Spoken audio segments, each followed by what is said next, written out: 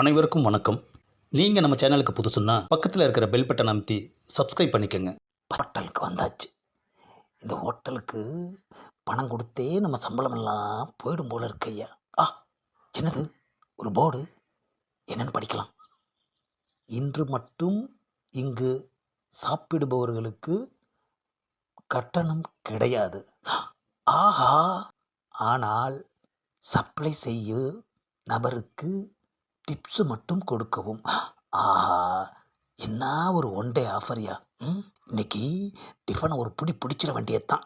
ஆமாம், என்ன சாப்பிட்றீங்க? அதோ பொங்கல் வடை கொண்டு வா. அப்பாடா. அடுத்து என்ன சாப்பிட்றீங்க? 4 இட்லி, ஒரு வடை. வேற?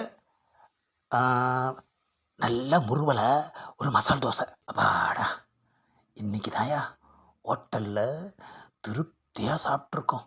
அதுவும் இந்த ஒன் டே ஆஃபர் இல்லைன்னா 4 இட்லி, ஒரு வடை, அதோட நம்ம கதை முடிஞ்சிடும்.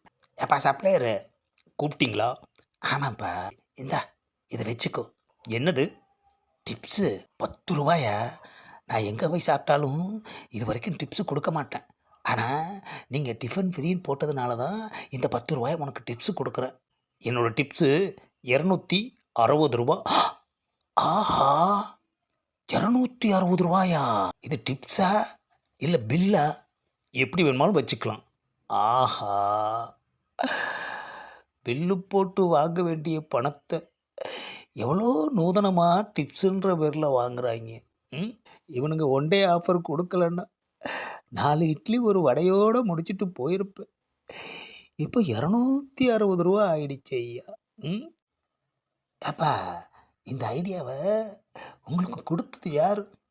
நான் தான் கொடுத்தேன். ஆஹா, ஏன்பா இப்படி ஒரு குதர்க்கமான ஐடியா?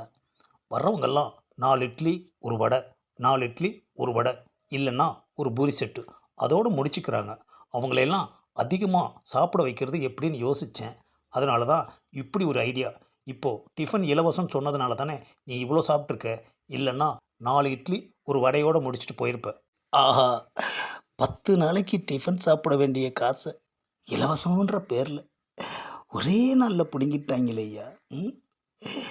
இலவசத்தை நம்பி ஏமாந்து போயிட்டேனே ஐயா.